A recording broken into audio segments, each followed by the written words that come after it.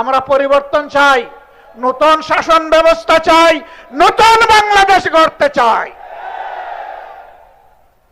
আফসোস, বর্তমান সরকারি দল তারা বলেছিলেন অধিকাংশ জনগণ যদি গণভোটে হায়ের পক্ষে রায় দেয় তাহলে আমরা গণভোটের প্রত্যেকটি দাবি অক্ষরে অক্ষরে বাস্তবায়ন করব। আমরাও বলেছি, তারাও বলেছেন গণভোটে হ্যাঁ বলুন, আমরাও বলেছি গণভোটে হ্যাঁ বলুন। কিন্তু হ্যাঁ যখন বিজয়ী হলো, যেভাবেই হোক মেকানিজম করে তারা যখন ক্ষমতায় চলে গেলেন তখন হাটা তারা ভুলে গেলেন। এখন বলতে বলতে এসে তারা বলতেছেন আমরা কখনো সংস্কারের কথা বলি নাই। না না বন্ধুরা, আপনারা সত্য বলছেন না, আপনারা মিথ্যা বলছেন। কারণ আপনাদের 31 দফা সংস্কারের দাবির প্রথম দফাই হচ্ছে সংস্কার। এখন বলেন যে সংস্কার কি জিনিস বুঝি না। আসেন আমরা সংবিধান সংশোধন কমিটি করি। আমাদের সংসদের ভিতরে আপনারা দেখবেন মাঝে মাঝে একজন অবৈতনিক শিক্ষক তিনি আমাদেরকে সবক দেন, এইটা সংবিধান, ওইটা সংবিধান, এইটা ধারা, ওইটা ধারা। আমি জিজ্ঞেস করতে চাই, সংবিধান এবং কার্যপ্রণালী বিধির কোথায় আছে? সংসদে আপনি একটা সংবিধান সংশোধন কমিটি করতে পারবেন, মেহেরবানি করে তা দেখিয়ে দেন। আমরা যখন তার প্রতিবাদ করেছি, এখন শুনলাম সংসদের ভিতরেই তারা আওয়াজ দিয়ে সংবিধান সংশোধন কমিটি গঠন করলেন। আমরা এটাকে ঘৃণা করে প্রত্যাখ্যান করেছি। এখন নাকি তারা এটার নাম পাল্টাইয়া নতুন ভাবে এটার আকিকা করতেছেন নতুন নামে।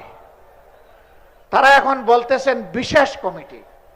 জনগণের সাথে আর কত ছলচাতুরি করবেন, আর কত দুকাবাজি করবেন? সংসদের ভিতরের কথাগুলো আজকে আর সংসদের হাউসে নাই, এটা দুনিয়ার সর্বত্র চলে গিয়েছে। পদে পদে মিথ্যা বলবেন, ধোঁকা দিবেন, পরিণতির জন্য তৈরি থাকুন। 2006 সাল থেকে শুরু করে 24 সাল পর্যন্ত টানা 19টি বছর এদেশের মানুষ রক্ত দিয়েছে, জীবন দিয়েছে, আয়নাগরের সঙ্গী হয়েছে। লক্ষ লক্ষ মামলা মাথায় নিয়ে জেলে গিয়েছে, সন্তান হারিয়েছে, স্বামী হারিয়েছে, এমনকি স্ত্রীও হারিয়েছে। কিন্তু মানুষ ফ্যাসিবাদের কাছে মাথা নত করে নাই। সেই ফ্যাসিবাদকে বাংলাদেশ থেকে তুড়ি মেরে তাড়িয়ে দিয়েছে। আপনারা হাজার চেষ্টা করলে ওই ফ্যাসিবাদী আওয়ামী লীগ হতে পারবেন না। আপনারা ডামি ফ্যাসিবাদ হতে পারবেন। আসল ফ্যাসিবাদকে এই জনগণ পাত্তা দেয় নাই। ডামি ফ্যাসিবাদ আবার কিসের?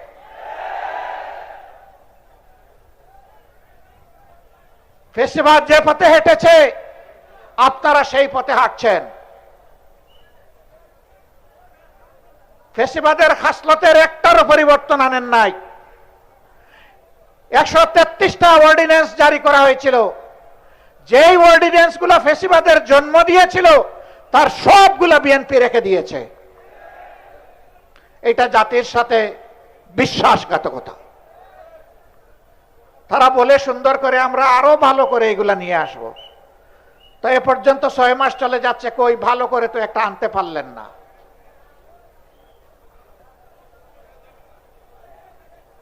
আমরা বুঝতে পারছি জনগণকে ধোঁকা দেওয়ার জন্য আরেকটা অপকৌশলের আশ্রয় তারা নিতে পারেন।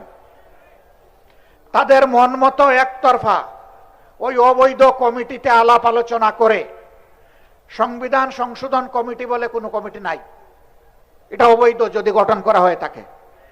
ওখানে আলাপ আলোচনা করে তাদের মন মতো কিছু জিনিস স্বৈর শাসনকে পাকাপোক্ত করার জন্য তারা হয়তো নিয়ে আসবে।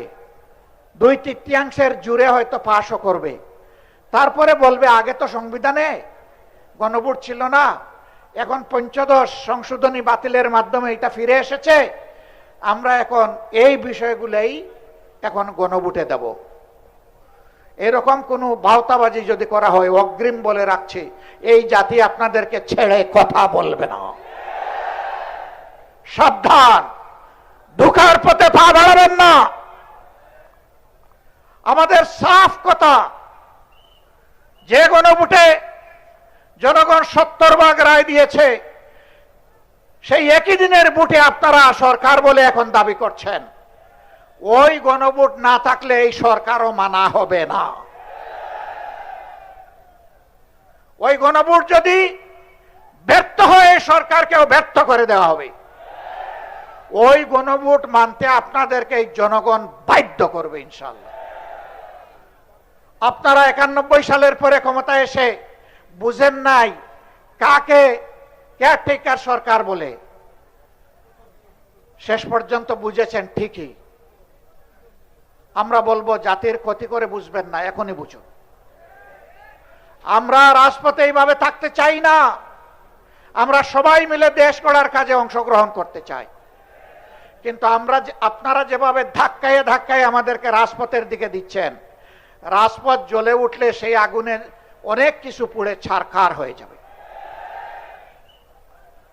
24-এর একটা চমৎকার স্লোগান ছিল আমাদের সন্তানদের, লেগেছে রে লেগেছে, রক্তে আগুন লেগেছে, রক্তে আগুন ধরাবেন না।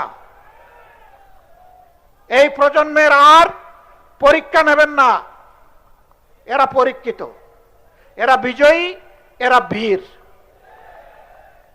এই জুলাইকেও ধামা চাপা দেওয়ার জন্য কত কসরত, এইটা ওইটা। 71 সাল অবশ্যই এটি আমাদের গর্বের, এটি আমাদের ইতিহাসের সোনালী অংশ। 24 টানতে গিয়ে 71 টানতে হবে কেন?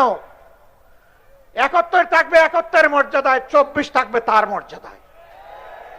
এই 24 আমরা হারিয়ে যেতে দেব না ইনশাআল্লাহ। 24-এর বীরদেরকে যথাযথ রাষ্ট্রীয় সম্মানে সম্মানিত করতে হবে। সে শহীদ হোক আর গাজী হোক, 24 নিয়ে কোনো অবহেলায় জাতি বরদাস্ত করবে না। 24-এর ঐতিহ্য নিয়ে গড়ে ওঠা জুলাই স্মৃতি জাদুঘর, এইটাও ভুলিয়ে দেওয়ার চেষ্টা করা হচ্ছিল আপনাদের দাবি এবং সংসদে বিরোধী দলের দাবির কারণে। ওয়াদা করা হয়েছে আগামী 5 তারিখ খুলে দেওয়া হবে। আমরা কিন্তু এটা আগেই ভিজিট করে এসেছি। সেই ভিজিটে নাহিদ ইসলামও ছিলেন, আমিও ছিলাম, আর ওই সংসদের অবৈতনিক শিক্ষকও ছিলেন। আমরা যদি এবার গিয়ে দেখি এর মধ্যে কোনো পরিবর্তন আনা হয়েছে, আমরা আবার গর্জন করব। আমরা চুপ থাকবো না, তার প্রতিবাদ করব। যদি কোনো ঐতিহ্য গায়েব করা হয়ে থাকে, 16 আনা তাদের কাছ থেকে আমরা তা আদায় করে ছাড়বো ইনশাআল্লাহ। সম্মানিত ভাইয়েরা, আমাদের সাফ কথা, গণভোটের গণরায় মানতেই হবে। যারা জনগণের ভোট মানে না, এরা গণতন্ত্র মানে না, এরা গণতন্ত্রের শত্রু। আমরা চাই না এই সরকারকে আমরা গণতন্ত্রের শত্রু বলি। দেরিতে হলেও আমরা অনুরোধ করব, ফিরে আসুন, ফিরে আসুন। জনগণের রায়ের প্রতি আপনারা সম্মান প্রদর্শন করুন।